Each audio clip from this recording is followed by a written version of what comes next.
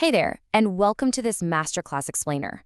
Today, we need to have a really honest talk about your financial strategy for 2026.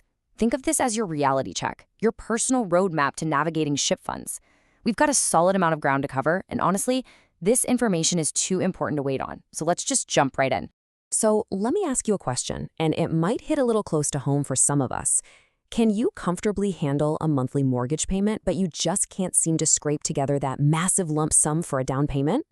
Listen, if you're nodding your head right now, you are absolutely not alone. We call this the cash barrier. You know the drill. You're working hard, you earn enough to live comfortably month to month, but every single time you manage to save up a little chunk of cash, rising home prices just completely outpace you. It's incredibly frustrating. Okay, so let's talk about the solution. Have you ever heard of SHIP? It stands for the State Housing Initiatives Partnership. Basically, it's a Florida program and it's funded by document stamps, which are basically taxes collected from real estate transactions. But here's why it matters to you. It's designed specifically for the working first-time home buyer. It literally bridges that cash gap we just talked about. I like to call this the month one logic. You utilize state assistance to hurdle over that cash barrier in month one, which then allows you to lock in a stable, predictable housing payment for years to come. Now, here's the kicker. There is a very specific catch you need to understand, and we call it the address rule. The SHIP program is strictly jurisdictional. What does that mean? Well, it actually doesn't matter too much where you are currently renting. What matters is the exact address of the home you want to buy. That new address dictates your funding limits and the specific rule book you have to follow. Let's look at the actual money on the table for 2026. If you're a moderate income buyer and you're looking at a home in unincorporated Polk County, you could access a massive $30,000 in forgivable assistance. Think about that for a second. 30 grand.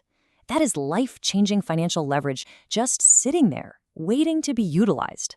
But watch how this changes depending on that address rule we just covered. If you shift your target area and look inside the Lakeland city limits, specifically targeting the 80 to 100% area median income brackets or the Midtown CRA, you can actually access up to $40,000. That is your purchasing power expanding significantly simply because you understood how the jurisdictional map works.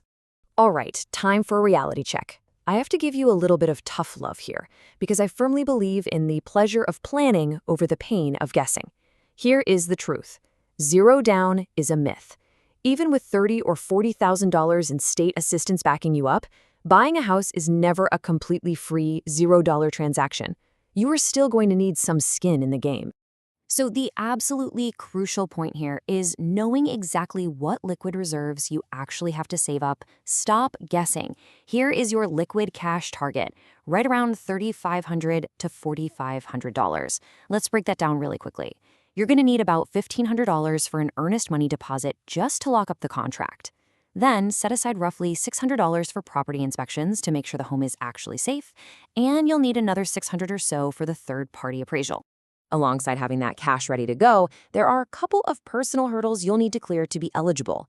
To get those automated approvals from lenders and actually unlock the grant money, you really need to hit a minimum credit score of 640. And there's a mandatory homebuyer education class you have to take. Don't worry, it's totally free, it's sanctioned by the state and HUD approved, and you usually knock it out on a Saturday from 9 a.m. to 4 p.m. You also really need to set the right expectations for your timeline.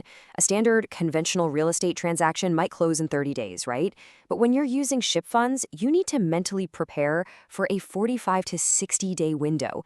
First, you secure the contract and binder, then you clear those strict required inspections, and finally, you have to merge standard mortgage underwriting with government grant approvals. That extra layer of administration just takes a little more time. We've covered a ton of essential strategy today, and as you step back and look at the big picture, I want you to remember this. You may not need $20,000 to buy a home, but you do need a plan for $3,500. Let's build your roadmap together.